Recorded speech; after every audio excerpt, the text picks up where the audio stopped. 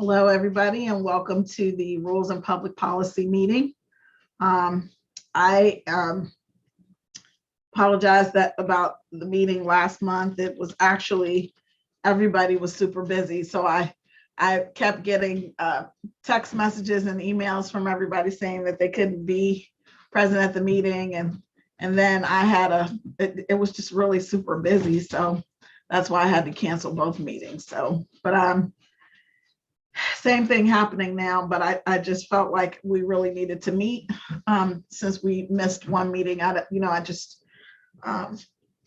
meeting last month, there's not a lot on the Rules and Public Policy agenda, just some old business. My meeting minutes are woefully behind, but I will get them caught up and I will email everyone the meeting minutes. I'll just make sure I have an opportunity to review like the videos so that I can update all of the meeting minutes, and I will send everyone the meeting minutes. And I'm not sure which ones you have and which ones you don't, so I'll just send them for this year. Make sure that they're filed in the proper place to make sure that they're all caught up to date, and I'll have that done. Probably not by our July meeting, but definitely by the August meeting. Okay,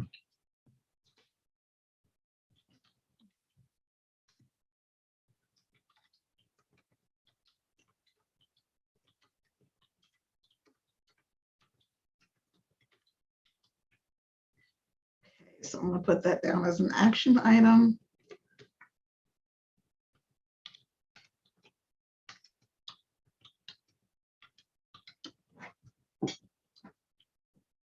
Okay, as far as legislation, there's no legislation for this particular meeting. Did anyone have is there any legislation that anybody wanted to discuss that we had previously sent to the council floor, or anything that anybody wanted to bring up?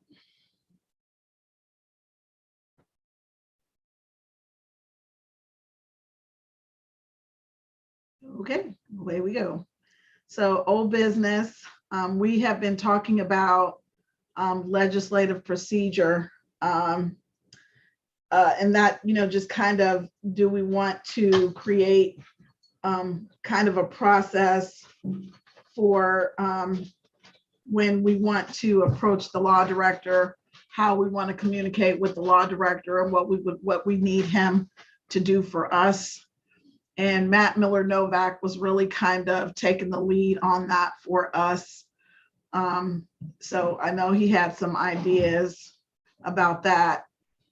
Did anybody have anything about the legislative procedure?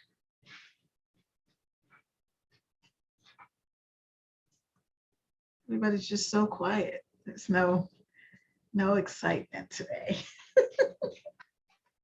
Okay, so I'm just going to leave that under old business because it's still kind of pending. Another item of old business is Madam Chair. Yes. As usual, I haven't been able, my printer's acting up and it's really slow. I saw something about zoning on your handout. Is that something we'll discuss a little bit later? It's in the public safety meeting. And which meeting is this? I'm turned around. Rules and Public Policy. Okay, so the next meeting we'll discuss that. Yes. Okay, good. Okay, thank you. Yeah, I just got in last night at like 10 o'clock driving from Atlanta. Oh, my goodness. My relatives, so I'm all, I got sleep last night, but pardon me, I'm gonna be quiet because I'm still like turned around from right. Absolutely. The time, yeah. On the road yesterday. I'm not much of a driver, so pardon me if I ask goofy questions. Thank you. No question is goofy. Goofy mistakes, but no goofy questions. Okay. What I tell my clients all the time. Thank you. You're welcome. Council rules is still on as old business. And I kind of thought that, since literally all council members are a member of this committee, we could probably go through and talk through the council rules. However, even though everybody's a member, not everybody is present today. So is there, are there any particular council rules in particular that anybody wanted to discuss?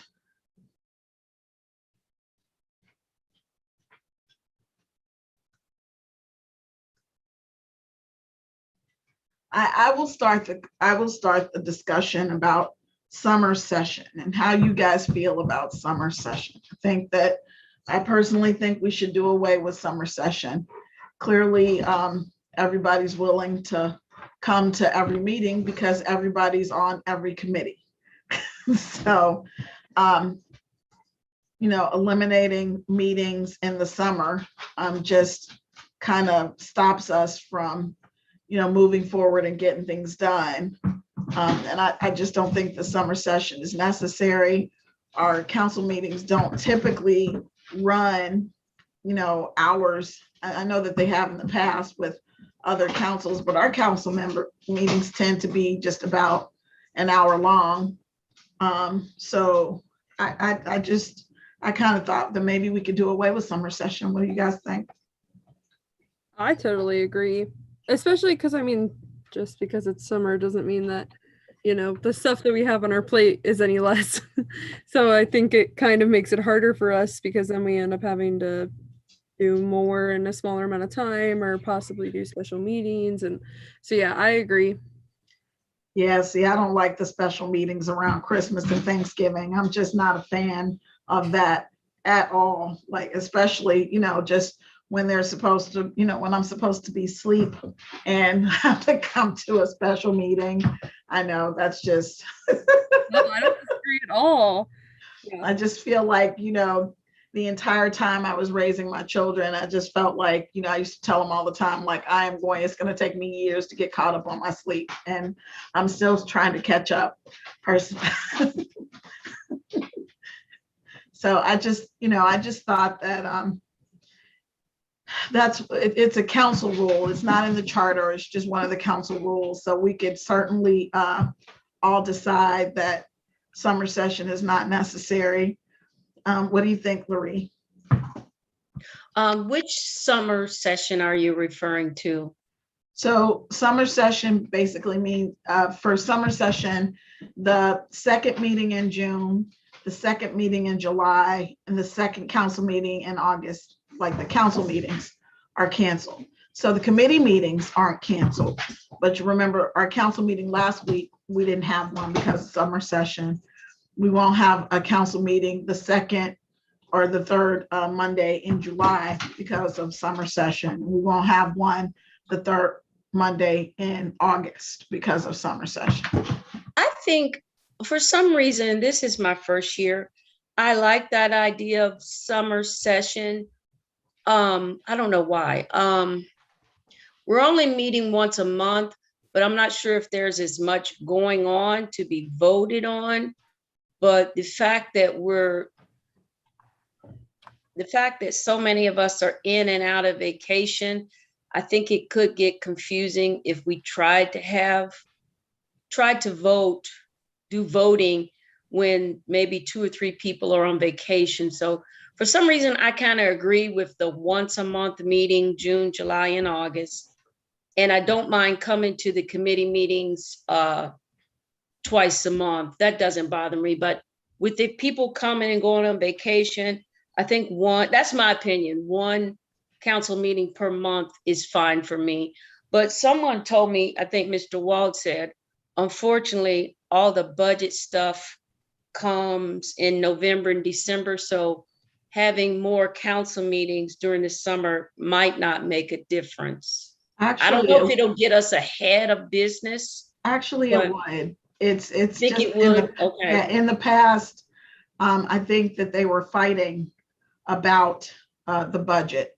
So they spent all of that time fighting about the budget. And so they ended up, being in crunch time. Because my first year on council, we actually didn't get the budget done until into the January of the next year, which, I know Mr. Miller Novak is absolutely, he's been trying to get, like that salary ordinance and some other things done. We've been talking about that now because he absolutely he's kind of in agreement with that, with the extra meetings and the special meetings and that kind of thing in November and December. They're really not necessary because Ms. Hall has sent us all of the documents that we need to look over our budget for next year. So if we were meeting, the committee is meeting, but if we were meeting, we could discuss that and get that done. But this year we're once a month, June, July, August. So we're pushed back a little bit because that's 3 meetings that we're kind of missing. And I know with regard to the budget, that's one of those things that nobody really likes to suspend the readings on the budgets, because you really want people to have an opportunity to comment on that, on the money part of it. So if we're not starting to talk about it till October, November, then we're not going to get, we have to have those special meetings. Ms. Blythe, you don't have to put your hand up. Just jump in there. Okay, I forgot, I don't have my rules and regulations. What is the minimum amount of council to vote? Is it 4 or 5? I think it depends on what it is. Yeah. Oh, the issue? Okay, Yeah. If anybody knows, let me know. That's what I'm concerned about for voting during this summer. Mayor Nichols, I think the budget requires 5 members, is that correct? That's if you're suspending A reading. rules. Yeah, if you're suspending a reading, it's going to require 6. Right. Is it 5? Yeah. If it's not, Okay. let's say you have 5 there or 4 there, you can pass it with that. But even Okay. just to have a reading, we just have to, is there a minimum amount to have a reading? 4. 4. So, and also I'm with the rec committee and stuff, there are a couple things that I have to kind of hope people will want to help me suspend the readings on coming up here soon, because we don't have June and July and August session. So I'm going to have to kind of really convince people to help me suspend some readings here.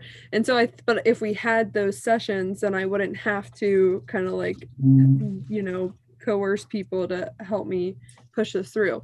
So I don't know. And also, even if we do have a couple people on vacation, at least we can get a reading done here or there, so that way we don't have to suspend those readings later on. Because I might not have 6 people at a whole council to suspend a reading, but at least I could have 4 to get a reading, so that the next meeting we can keep moving on. And I don't know. I think vacations, if somebody misses here or there for a vacation, I'm not going to be mad. I don't really care. I'll probably go on vacation at some point too, but I'd rather at least be able to have the meeting so we can keep moving on and not pushing things. But And I tend to like to have at least 2 readings, unless it's a verified emergency. That's kind of just my personal preference. And we have had some emergency readings in the past month where I was willing to waive the second meeting, but I do prefer at least 2 readings to give us time to think and reflect on the issue ahead. But that's just my preference. Thank you. I also like to have the 2 readings for the budget, or the 3 readings for the budget. I think that's important. And what I would remind everybody is that you have to have 6 members present to suspend the readings. If you don't have 6 people present, you can't suspend the readings. So, that the vacation, and I don't think that, even, we all go on vacation, we can always all agree to cancel a council meeting if we're not going to have a quorum there. So it's not like we can't we're just kind of stuck with 2 meetings every month. It's just that I think that, we're not, I just don't want to be in a crunch toward the end. Ms. DukesDean, what do you think?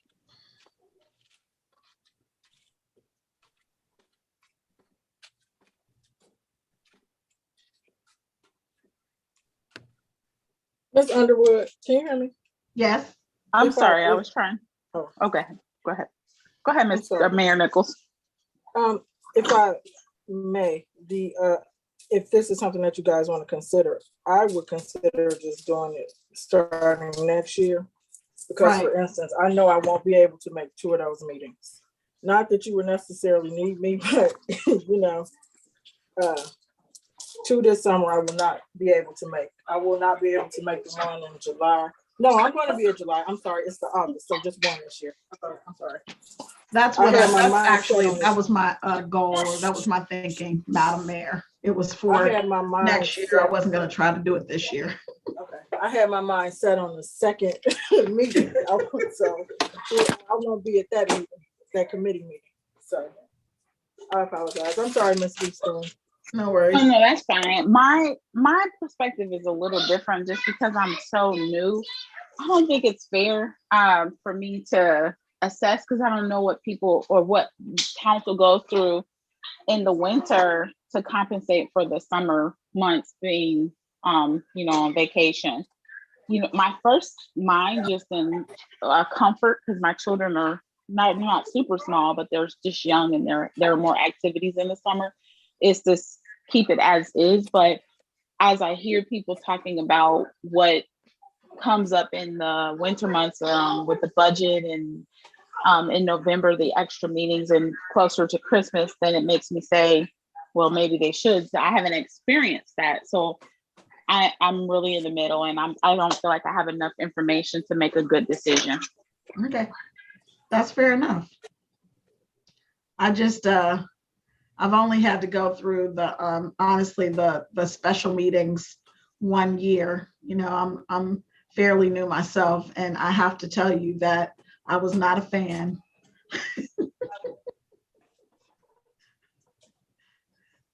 Not a fan at all. So, you know, I'm just going to table the discussion for now until we're all, until everybody can be present and kind of enter, you know, we can all discuss it together. I know that was just one of the main council rules that, and, you know, we usually have a committee of the whole, in other words, just a special meeting where all of the council members are present to talk about council rules. But because all council members are on this committee, then we can actually talk about the council rules in this committee, I believe, and get that figured out and then take it to a regular council meeting. So we're not, we don't have to have a special meeting.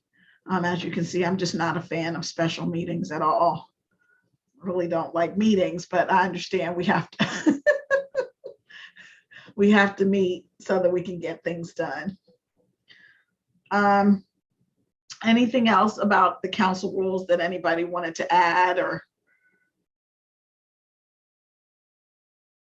I'm glad we have that. We now have just a short, brief description of each ordinance and resolution. I like that a lot. So yeah. that's the only comment I have. That's a big improvement, especially from somebody that in the future is sitting in the office and they want to know what we're talking about, what the gist is of Right. what we're talking about. Thank you. I agree. I thought that was a really good idea. And I really, it just kind of, it helps with the, just kind of, I agree with you 100%. You know, it helps when I'm trying to go dig up whatever it is to look at it. The process for committee meeting minutes and agendas, I'm still working on that. I think that we use like Google Docs primarily, or I don't know what we use. I just need to sit down with Mr. Mosby to kind of get that figured out. And I know I've been talking about that for months and months and months, but it seems like during the day I'm just swamped with, you know, swamped with work, and you know, which, you know, I'm gonna take a vacation myself, and you know, I don't know that I want to meet with Mr. Mosby while I'm on vacation. So If I could suggest something, I would, just from a tech savvy person's standpoint, I would say if we are going to decide to go the digital route, or if administration decides to go the digital route or whatever, I would suggest to have either everybody, including administration and council, on Google Docs, or everybody in administration and council on Microsoft, maybe like through Microsoft Teams, or if you guys want to do Outlook or whatever. I don't care what the medium is, but that's just what I would suggest, because if we are going to store stuff digitally, we want it to be the same across the same platform. Right, I agree. I mean, yeah, I mean, if we're going to do printout stuff, I'm still not a big fan of like storing everything paper wise as our main thing, but if that's what we're going to do, that's fine. But yeah, I would just suggest, and even if we don't decide to go digital for saving stuff, that's still a little suggestion I would give to maybe look at in the future when we have time, money, and manpower to deal with that. I think that we're going to have to go. Okay. I'm sorry, go ahead, Ms. Blythe. Well, I think because of the main meeting minutes, I can't remember exactly, but Ms. DeWald, she has to have Word and she cannot use the Google Docs. So I don't know how that affects what docs we use, but I know she's going to be using Word. I just remember that. Could be My wrong. docs. I could be wrong. The last time I talked to her, it seemed like that was more of her personal preference than a like necessary need for what she's doing. Just because I know that the stuff that Miss Hall and Mr. Mosby send to her is on Word, and I know that sometimes she finds it frustrating, as I do too, to convert it over to Google Docs, or vice versa, having Google Docs into Word. So I don't know if that's quite like a necessary thing, or if that's just more of a personal preference. We might just want to talk to her about that. I think I remember her saying that too, because she said something about her work being in Outlook and then having to transpose everything. It just makes it, Google Docs is just, it looks different. It's hard to familiarize yourself with two different systems, like Right. Apple and Android. Into Google Docs and made all of it out of Outlook. Like if we took, I don't care if we do Google Docs or Outlook. If we took all of our stuff and put it more into Outlook, or if we took all of her stuff and administration stuff and put it into Google Docs, then nobody would have to do anything like that. I personally think that with my only concern with Google Docs was that, because we all use our city email account to create the documents, once we're not on council anymore, then the documents go away if they're not saved in a central location, which is what happened with Jim when he left, Jim O'Shea, when he left council. We had to go and kind of open up his account and, do his documents. So I think having paper in those file cabinet in that area, that's just not very realistic. I went and looked, it's not up to date, and it's not realistic to keep paper in there all that time. I mean, if anybody wants, I would like to have it to where they can just go on the website, click on it, and either look at it or just print it out at their leisure. And even if they don't have access to a computer, they can come to the city center and, someone could, click it and print it out for them. I just think that just kind of a central location will sort of like how our meetings are on the website. I think that would probably be easiest. Are you saying that when Mr. O'Shea left council, his documents were not in Google Docs, so you couldn't access them? Was that the problem?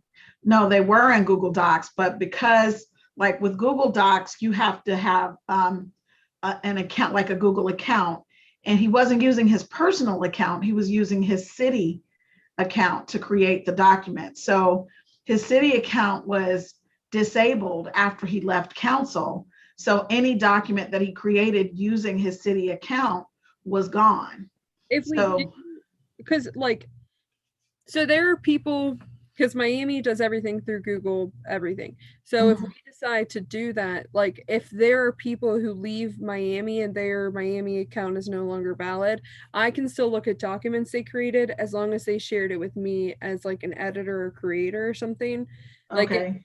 So I think that, again, I'm not saying we have to go with Google. I don't really care, but I know that there are ways to save it to like a master drive or to like a main or motherboard or whatever you want to call it.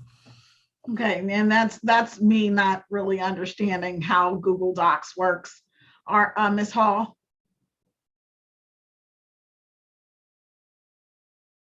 Yes. I wanted to point out that Google also has groups. So for example, all of you council members are in a group email. So like for example, budget and finance has a group email and so forth and so on. If you share things or within that group, there's like a list of everything that's been shared, every email, every document shared. I believe there's also, I can't remember the name of it. I want to say it's called Google. It's not Teams. I can't remember the name of it off the top of my head, but there's another way where you can also have a group of people in one space and all of your documentation is shared in there, files. I'll have to get the name of it. I can't remember the name of that app, but even if someone is no longer at that email address, everything stays in there. Oh, okay. So I'll figure out what that name is, but there is a way to do this so that, documents aren't disappearing. Are you talking about Google One? I don't know if that's the name of it. I can't remember. Maybe they've changed the name since I've used it last. Because you're not talking about like just Google Drive in general, right? No, they had team drives. I think that's what I'm trying to say. They had team drives where you would create a separate drive, right, and all your files could go in there, and it didn't matter if someone left the organization, all those files would still be there. Google Workspace. Okay, maybe that's what it is. I think that's what they changed. Sorry, I'm just looking on like Google's like different apps. I've never done that, but yeah, that sounds. I mean, there is a way to do it, is what I'm saying. There's a way to keep and save these documents. We can look into it, but there's a way to do it. So would that be? I'm so sorry. I'm talking a lot. Go ahead. No, you're fine. This is great. So would that be something that administration would choose, what format we do this all on and what format is like our main format, or would that be something that you would want us to choose? I assume administration. No, it's up to us. Oh, okay, so we tell them like, hey, let's get administration and all of the city, including council, onto this one format? No, I think we decide what we do and then we talk to them about what they do and hopefully we can all agree. I think we'll all be able to agree. I think we get along pretty well. I don't care one way or the other, but I will admit that I'll have to go to a training for how to use all of the Google applications. And, I'm whatever generation I'm called, Generation Xer. So I'm into a training where there's an actual book. Because millennials, you got all of the training is online and it's in some kind of video that you click on a link to watch. And I'm like, because my son is just like, Mom, I'm like, I get it, but I need a manual. I need a book and somebody standing in the front of the room saying, okay, now click on this and click on that. And this is how you do it. And that's what's going to make me understand it. And, so I'm not, at least I'm not anti technology. I just, in order for me to understand how it works, I need a book and I need to practice with it so that I kind of know what I'm doing. So maybe we need to try to figure out what we're going to use and so we can all agree and we can all kind of use that thing. But, I don't care about, because Google is free. So most of it is free. So free is good. Because I know, I prefer Microsoft too, but, we have to pay for Microsoft for sure. I prefer Microsoft also. It just seems more smooth and more features, more developed. than the Google Docs, but I can use either one, but I would like the Microsoft because That's because we've been using it for a long time, Miss Blythe. That's why we prefer. I was gonna say it's just like more 19, familiar. it's just like 1985 or 89. I know, but it seems more sophisticated than Google. You know? Not that Google doesn't work. I feel like it's just more familiar. Yes, absolutely. Ms. Hall, did you just put your hand up again, or was there? I did. Okay. Wanted to say just super quick, we'll need to cost that out. I know we all like Microsoft, but it can be kind of pricey. So we would have to cost out. I'm sorry. Just what it would cost to add on. I think Workspace is the new name for Google Team Drives.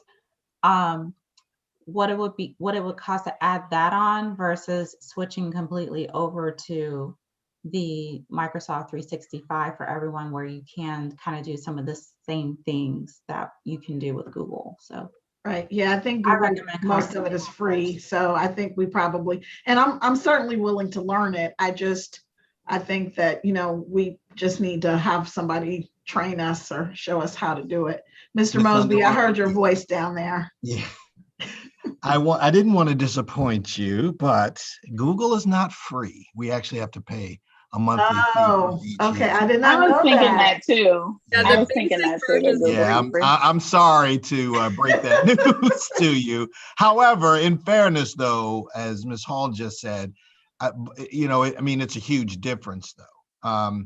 We pay for each person that comes in, and every time we give a email address, we have to pay a monthly fee for that, but that does give that person access to the entire Google suite. Okay. The Microsoft 365, you know, that is a fee that we pay on an annual basis, and then of course, you know, if we add features to it, it can get more expensive. But just to be clear, I just wanted to make sure you all understood that. Okay. I guess that's just something we'll have to, you know, kind of flesh out when more of us are present. Either way it goes, as long as I get a training on Google, I feel like I need to learn how to use it anyway, because my clients who are younger all use it. So I need to figure it out anyway. Okay. So that's on my action items to meet with Mr. Mosby.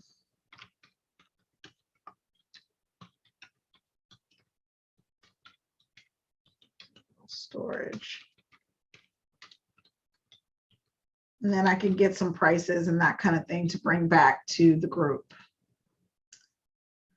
I also have a summer session under new business, and we kind of talked about that under council rules.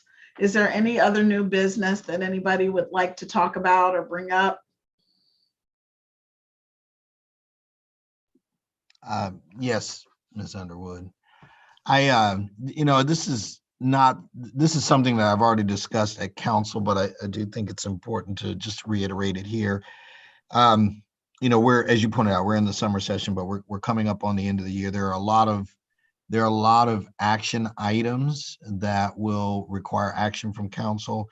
And some of the more important ones, actually one that's coming up is the full-time firefighters are, you know, we're discussing a contract with them now because they've been recognized as a collective bargaining unit. So that's more of a public safety thing though, right? Not rules and public policy. Well, the reason I'm actually saying it here is because it's because when we start to look at everything like going down the road, there are going to be a lot of issues, I guess, that will need to come together. And as you pointed out, since we do have like a majority of council members at this meeting, that's one of the reasons I said it. But in addition to that, though, we also have contract negotiations coming up for both the part-time and the full-time police officers as well. So it is going to be busy from that perspective, as well as you mentioned before, the budget that would be coming up. And also, of course, the other thing is that the we have to prepare for the fire levy that will be on the ballot next year as well.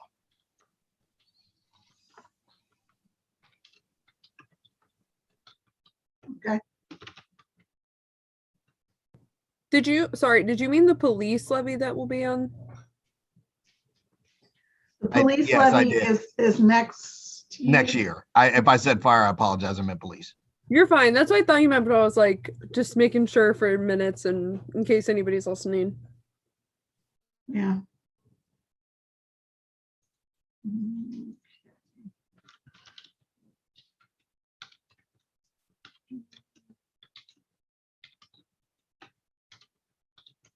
Okay.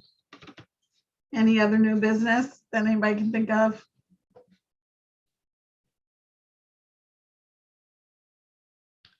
Okay, well, we are down to the bottom of our of this meeting.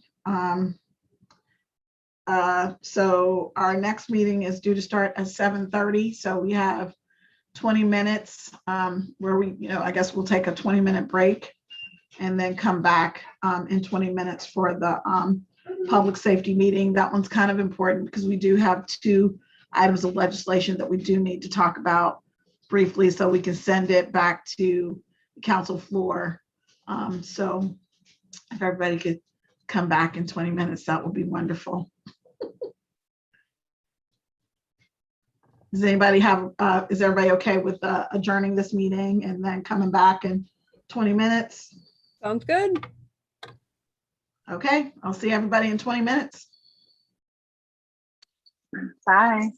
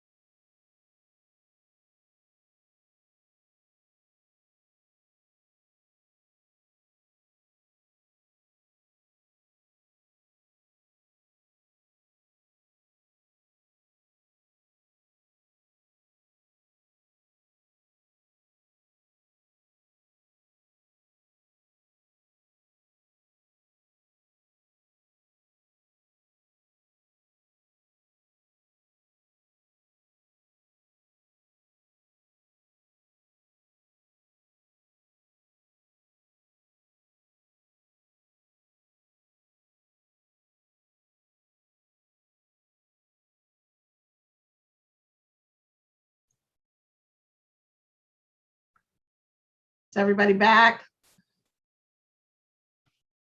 I'm here. I'm here. Is it just me and you, Miss Anderson? Because we need more than just the two of us. We have Miss Hall too. That's all we need.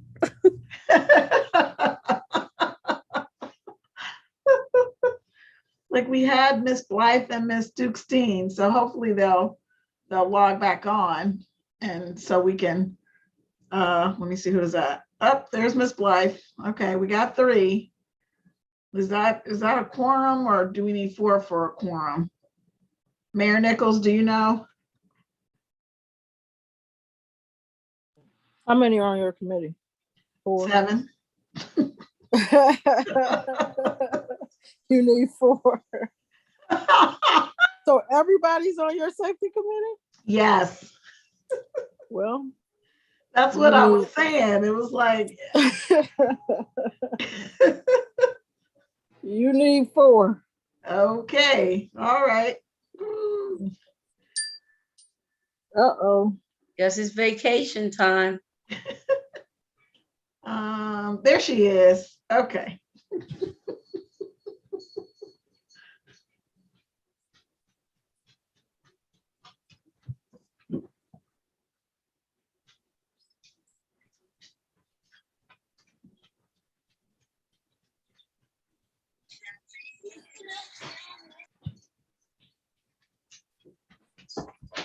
Okay, Ms. DukesDean is now present, so I believe we have the 4 members that we need to get started with our public safety meeting. Thank you all for coming back. Did everybody receive a copy of the agenda?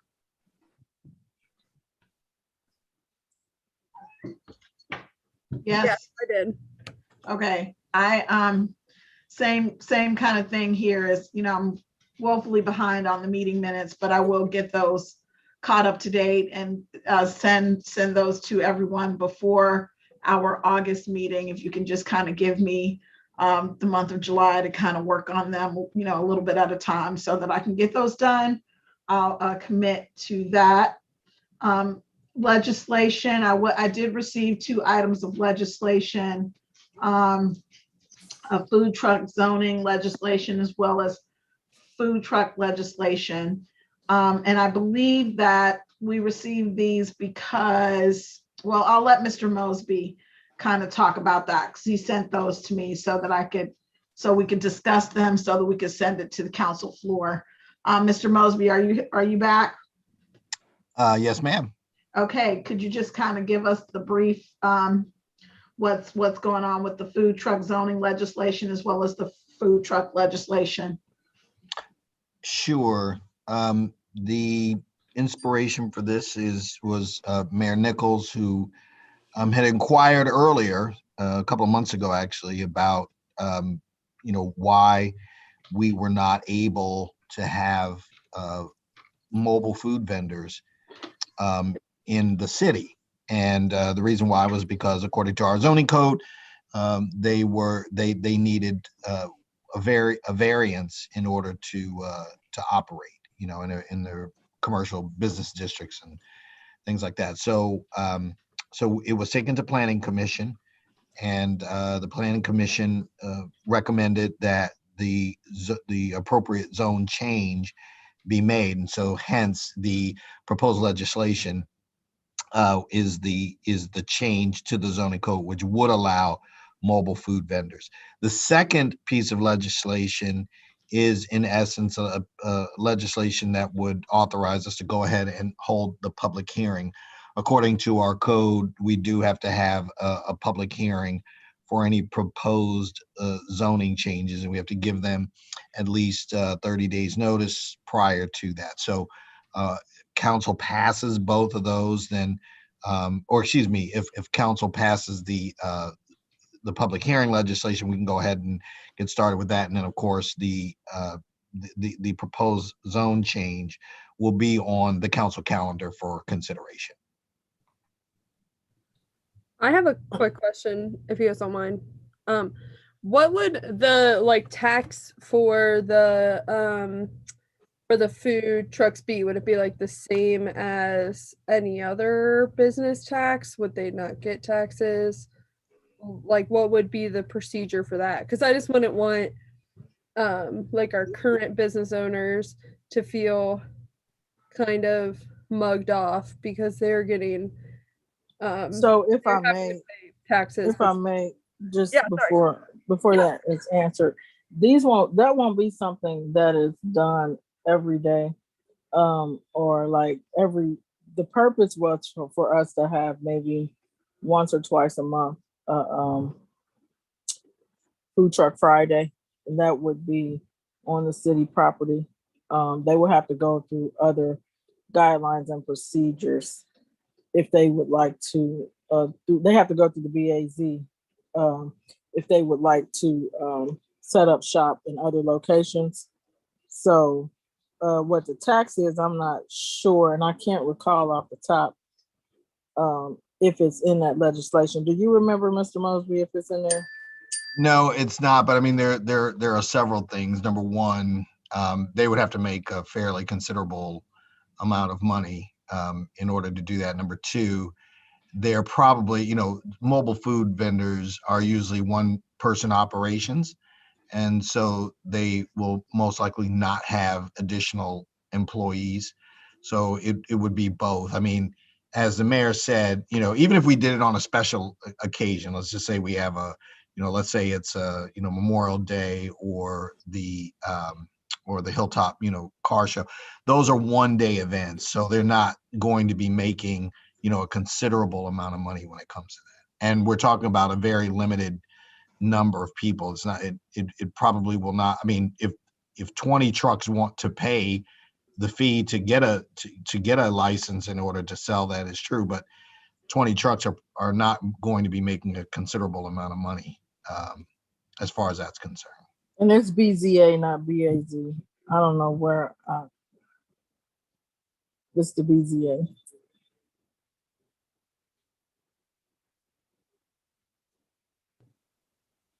Thank you for answering my question. Does anyone else have any questions or concerns or questions for Mr. Mosby or the mayor?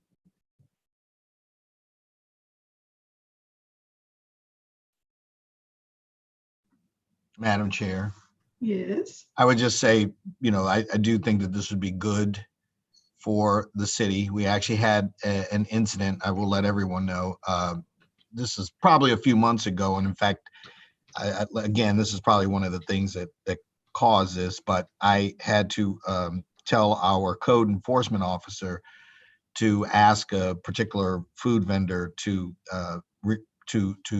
leave the premises of a private property because, it was not allowed. And of course, the property owner had called me and said, well, why can't we do this? And I said, unfortunately, our zoning code does not allow for mobile food vendors. And, this particular property owner felt like, that was denying someone an opportunity in order to try to make a few bucks. So I do think that there is definitely justification for it and would certainly encourage council to pass it. I actually think it's a really good idea as well. I know that the city of Cincinnati does something like on a much larger scale. I think they do it now during a Taste of Cincinnati, maybe, where there's a whole section of food trucks. And I believe, as I recall, it was the year before last year, because it was there were 100 food trucks down there, just in the food truck area or food truck session, maybe not 100, maybe 50, but there were, and it was just different kinds of food and different, it was just really, really good. And there was a line at every truck. There were, trucks that had like drinks only and just that kind of thing. And I just really think that, just to, something different and, something to encourage, people to get out and talk to each other and, maybe help get things back to normal, whatever normal means. I don't know what that means anymore. So I totally agree. I think the food truck stuff is a great idea. I think it'll be awesome. Ms. Blythe, Ms. DukesDean, what do you think?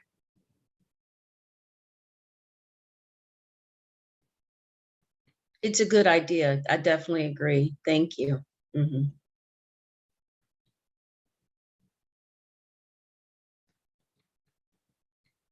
Ms. DukesDean?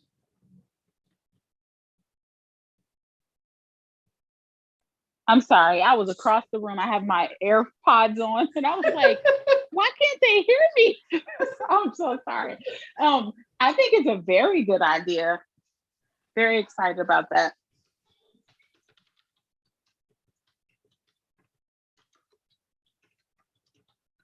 Okay, so as Mr. Mosby explained, I think that we need to, it's a zoning issue. So he has presented us with these two items of legislation. Is everybody okay referring it to full council for consideration? Yes. Yes. Okay. All right, so I will send I'll send that to Ms. Dewald, unless Mr. Mosby, you're willing to send that to Ms. Dewald to add to the agenda. Yes, ma'am, I can do that for you. Okay, thank you very much. So on to old business, our traffic calming study. There's not very many people here today, so anyone have any I actually had something about that I saw that that I found kind of interesting. I was somewhere and there was like a triangle painted on the street. Is everyone familiar with how you have to turn off of Clovernook onto Galbraith Road? I know Mr. Mosby is. Yeah, That there's Yes. no right turn there, but even when you're turning left off of Clovernook onto Galbraith Road, if the two cars aren't turning like within a certain space, there's the potential there for a collision. I mean, I don't know how many accidents there have been at that intersection, but there's certainly a potential there.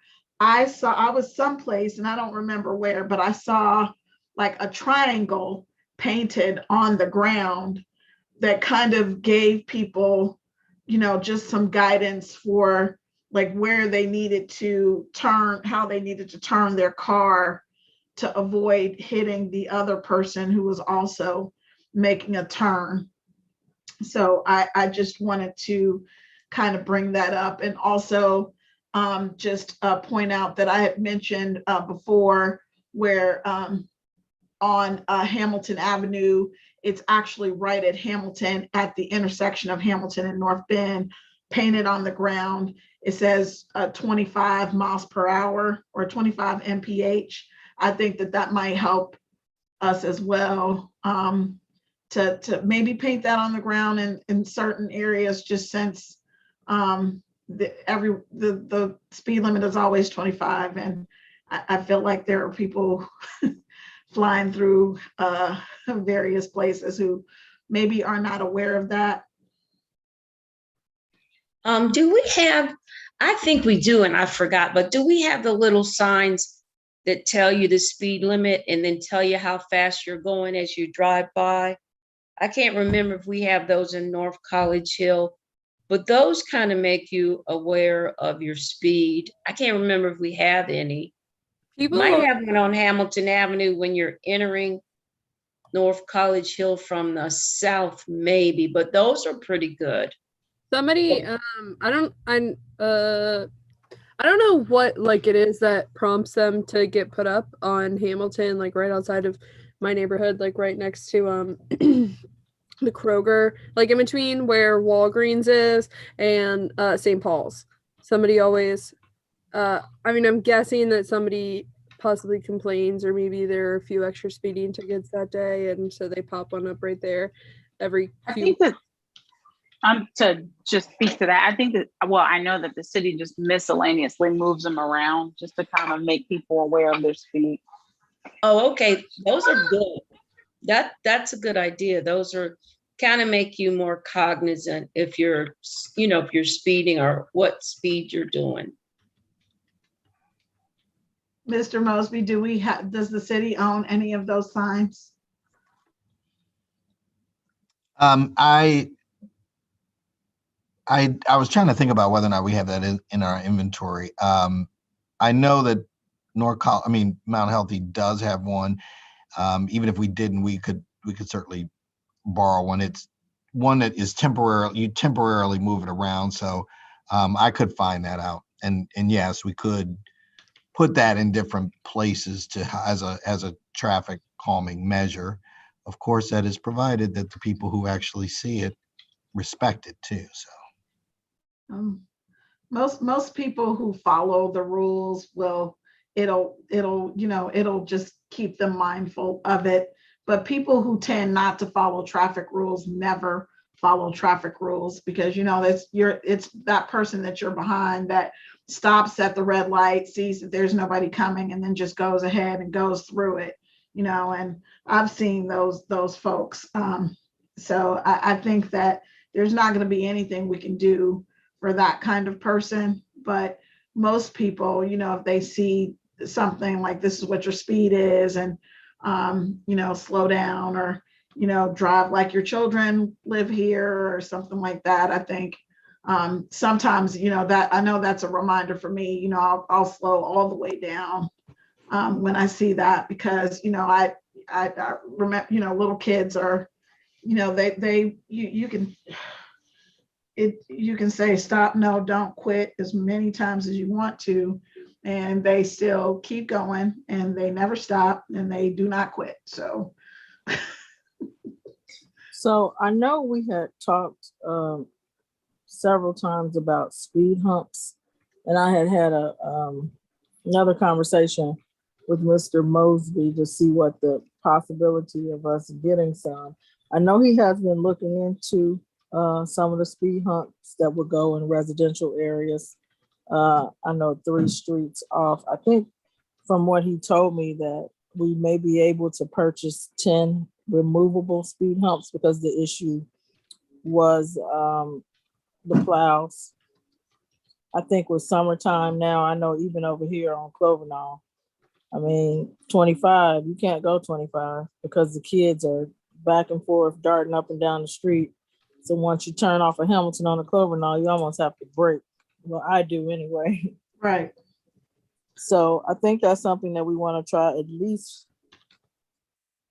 to see if we can purchase some, just to see if we can get those out for the remainder of the summer. That sounds like a great idea. What do we need to do? Ms. Hall, Mr. Mosby. I know Mr. Mosby was looking into it. I'm not sure if he had spoken with Ms. Hall about it.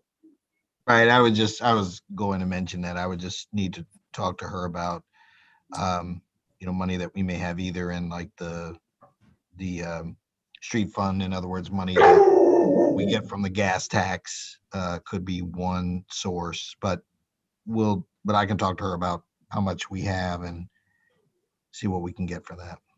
With that too, with the what are they called? Like the rumble strips, is that what they're called? The ones that like make your car bump when you drive over them. Yeah, Right. are those, like with those something too that we would want to go, because I know I missed the meeting before last week's one, and then last week's one didn't happen. So I don't know if we got any further on that discussion, but I know that was a tactic that we had kind of talked about. Yes, I think the difference here is that, is more of a permanent type of Totally. alternative. The speed bumps that we're talking about are not the ones that are permanently placed in the ground, but they're the temporary ones. So we would be able to move them around from place to place. We could move them to various streets or various sections of the street. And then Right. that way And Yeah. it can be removed for like street cleaning and Correct. Yes, absolutely. But is there like, is there any, does anybody have like a pro or a con that they have for the rumble strips? Are we still considering that? Or is that just kind of like, we'd rather have the speed bumps kind of thing?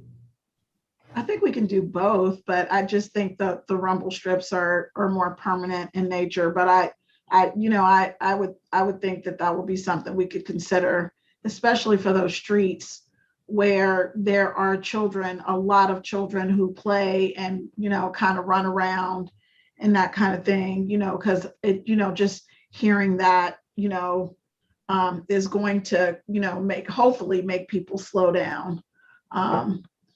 I would think. So I would certainly be open to that possibility. I think that's a really good idea. Anything that we can do. I encountered rumble strips on the highway right before a sharp curve, and I thought that was a perfect idea because it started rumbling and I kind of perked up and I said, okay, here's a sharp curve coming. But it does sound like rumbles would be good for like Bising where children play and stuff, right? To alert people, hey, this is Bising, children play here a lot, slow down. So I think that rumbles would be good in, certain streets where people speed, or in certain places where we notice a lot of kids gather near parks and stuff like that. That sounds good. The area in between the Center for the Blind and Kroger, I live in that area, so I notice it a lot more. But I often see like blind pedestrians walking there a lot. And I mean, I catch myself like accidentally, I promise I don't purposefully speed, accidentally going over the speed limit. And so I know that other people are doing it too. And that always makes me so nervous seeing not only kids, but also blind pedestrians walking. So maybe even in that area too would be a great place to put the rumble strips of like, hey, be extra careful here. You have, vulnerable citizens. If that's something that we wanted to do, I would only like to see the rumble strips probably on the main streets, like you said, like on Hamilton. Okay. Go ahead. I'm sorry. I keep hearing rumble strips. I thought we were talking about the removable speed bumps, or no? We're kind of talking about both. Oh, okay. I think, aren't the rumble strips, aren't the intended purpose, like those are on the side of highways and stuff just for that, like for like sleepy drivers and truck drivers. So one is supposed to like alert you, just cause you to be aware of your surroundings, your speed. But the speed bumps force you to slow down. Right, the rumble strips, so they also make them now like almost where you would put a speed bump, but they make them like really large all the way across the road. Because I don't know if you ever go on to like Ronald Reagan all the way down then you enter 275 when you're going way far west, like into Delhi, but they have them when you're entering the and like they always catch me, and I never knew what because I thought when we originally started talking about rumble strips that we were talking about the side of the highway, and then I realized as we kept talking, like, oh no, we're talking about the middle of the road. Right. They have them both. They have them both on the side, and they have the kind for the center of the highway. And I have encountered that, the ones Ms. Anderson is talking about, when you drive toward, all the way toward where Ronald Reagan ends. They have them out there in the middle of the road. So I think that, I certainly think that that's, I think it's not something that would necessarily be cost prohibitive for us to consider. And that might would definitely cause people to slow down because, it's such a loud sound in your car.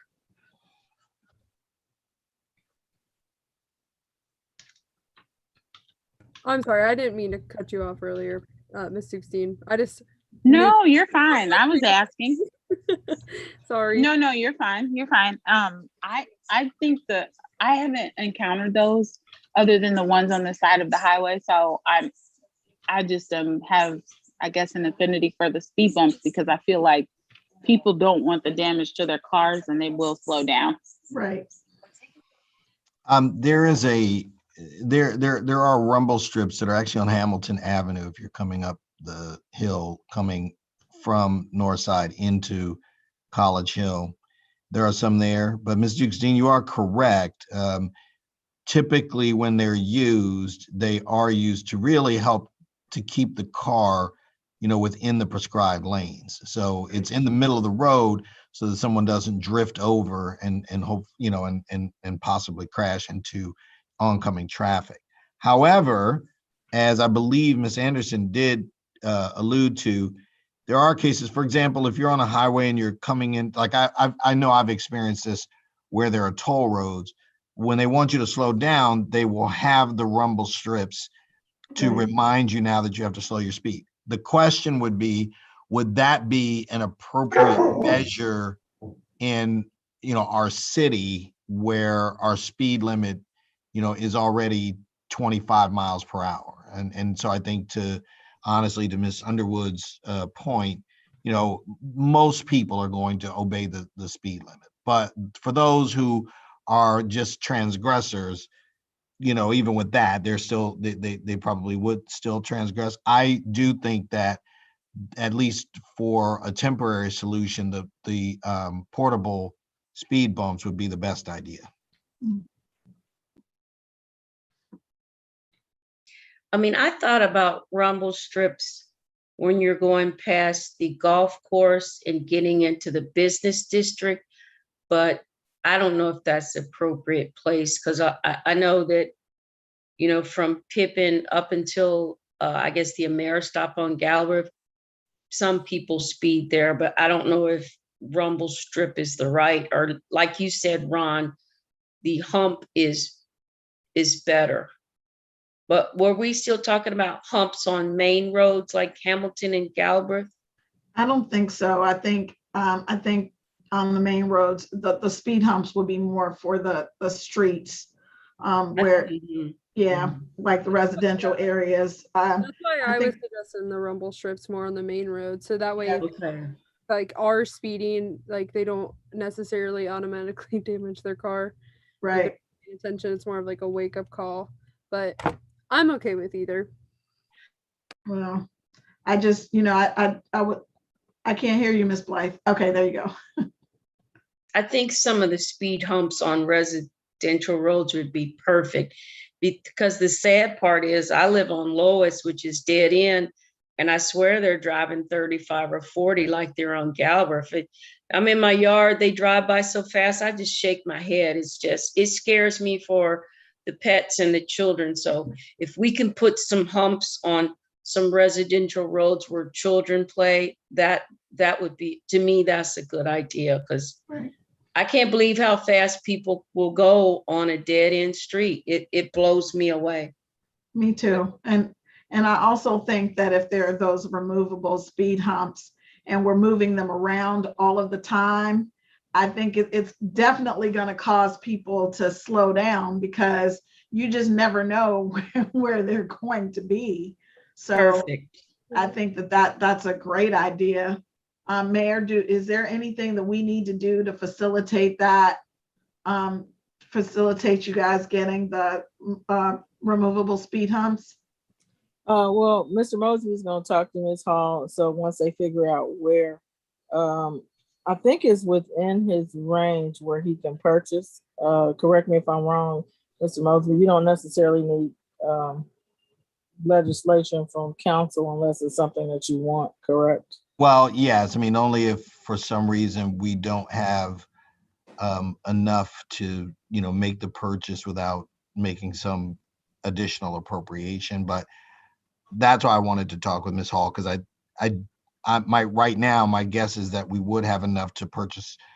We were talking about maybe perhaps 10, and looking at the prices that I've looked at, I've said basically the range was from like $1,000 to $3,000. And if we were going to do that, I'm thinking that we might have enough. But again, I would like to affirm that with Ms. Hall.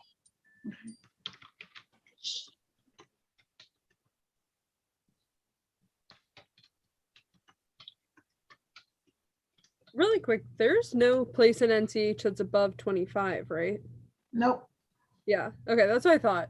I I was like, wait, is there a part on Calvert that's not 25? No, I've been going not 25 in the whole not time. in NCH. Yeah, every place in NCH is actually 25. Okay, that's what I thought. Okay, thank you. So I'm going to keep the traffic calming study under old business. I just think that we, it's just some, something that we should always keep in mind. Just as an aside, just this doesn't really have anything to do with anything particularly, but I was at the post office and I believe it's the one in Hyde Park. And I went in there to buy a stamp or something. And the gentleman behind the counter was like, "Hey, I know you." And I was just like, okay. And he was like, "You're on city council, aren't you? I watch the meetings every other week." And I was just like, huh. So I just want you all to be mindful that there are people who watch our meetings. That might not be necessary in our city. They're just, I guess, trying to figure out what's they're going they're on. watching the meetings and they're paying attention. I think he lives in North College Hill. He just works at the Hyde Park post office. So he definitely recognized my face because he watches the meetings. And I just want us all to be mindful of that they're, because sometimes we, especially with the virtual ones, like nobody's really paying attention or nobody's watching because we never have any audience, but clearly people are watching. So I just wanted to mention that. I thought that was really nice. He was just like, "Hey, I recognize you." And I was just like, "Uh-oh." I know a few citizens that they may not be watching now, but when they get their extra time, they watch afterwards online just because they're not here at the meeting. Some people Right. are still watching after the fact at their convenience, Right. That makes sense. Yeah, when I got hired at Hamilton, they asked if they could have the link to watch. And I was like, no. I gave them the link, but I was like, okay. Sure. That's awesome. Okay, so any more discussion on the traffic calming study? I will definitely keep it under old business. I think it's, worth us just continuing to discuss the issue to make sure we're being mindful of how to keep, the children safe, especially since we're a walking school district. I also have Prospect Place under old business. Mr. Mosby, do we have any updates on Prospect Place by any chance? Yeah, it's interesting you did bring that up. You know, Ms. Underwood, that I would love to be able to come here and say, "Hey, I've got this package of money that all council has to do is vote on and we can get it moving." Unfortunately, I do not. We perhaps would have had a possibility with the sort of funding. The challenge there was that honestly, we needed that. I think we needed that funding to help offset that $590,000 payout that we were going to have. So we did submit an application, but we submitted it to Hamilton Avenue because, as you all know, the 17 does travel Hamilton Avenue. So unfortunately, Prospect Place is such a small street, it doesn't have, any bus traffic on it. It is, however, Ms. Underwood, as you rightly said, it is within walking distance, not so much of our traffic stop, but our bus stop, but the one in Mount Healthy. So it would qualify for it just based on that alone, because it's within a half mile of a bus stop. But unfortunately, again, I think that even after talking with Hamilton County engineers, they will keep me abreast if there is any additional money that is made available. As you all know, that it looks like if we're going to do that, completely do that street, it's going to be roughly $400,000. So hopefully we will get something, or I can identify some funding, before the cost goes up. Okay.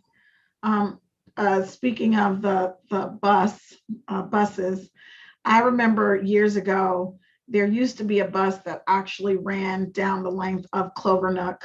And I don't remember what the route number was, but I know that it stopped some years ago. Is that going to be something that will be that will come back since the bus levy passed? So that bus route that you're talking about was one that, like you said, I was able to take advantage of that for a while. It was the 15X, it was a 15 Express, and it would come from Mount Healthy and it would travel directly downtown. And it was very convenient for us. However, when SORTA had to alter their bus routes and they had to change their bus routes a few years back, that was one of the routes. It wasn't eliminated, but the route was changed. So instead of coming down Clovernook, now it's going all the way down Daly. So it basically bypassed North College Hill. However, based on what you just said, I mean, I can take the request back to back to SORTA or Metro to see if that would be one that they would be willing to consider changing. But just to keep in mind, in order to change a route, that is a process that takes anywhere from 4 to 6 months. So I just wanted everyone to be aware of that. I understand that. I just think that I probably could put that under new business, but what I will say is that when they try to encourage people to catch the bus, and actually a lot of our citizens I think are on the bus, like they have to catch the bus.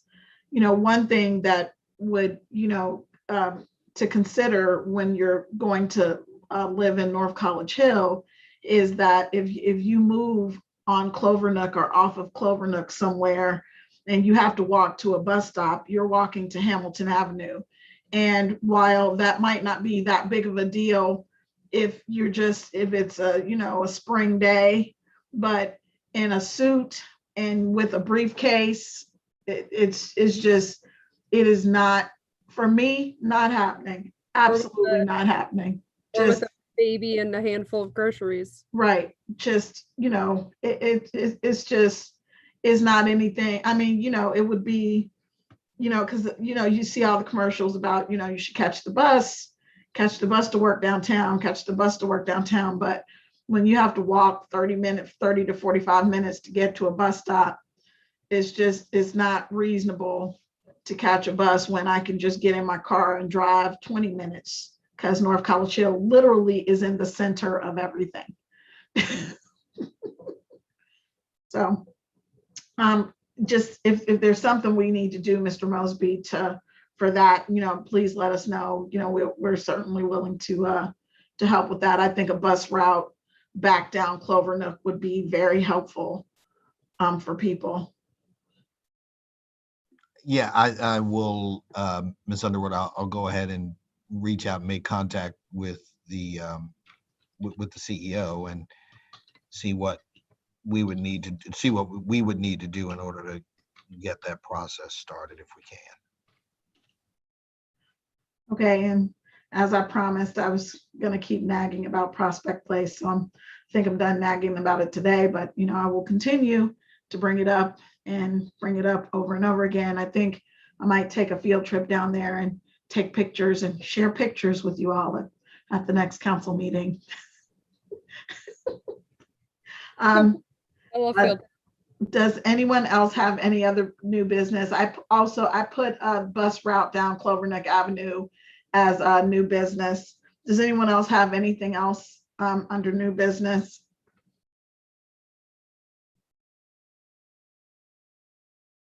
Ms. Blythe, you kind of look pensive.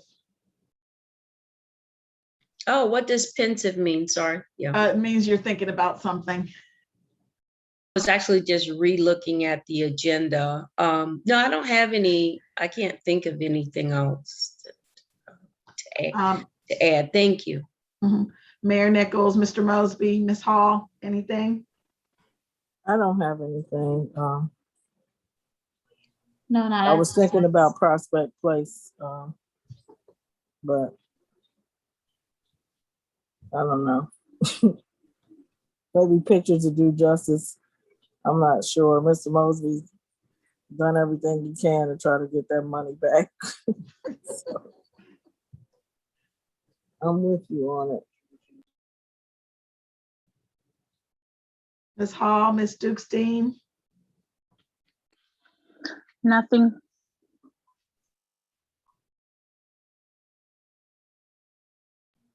I've nothing to add.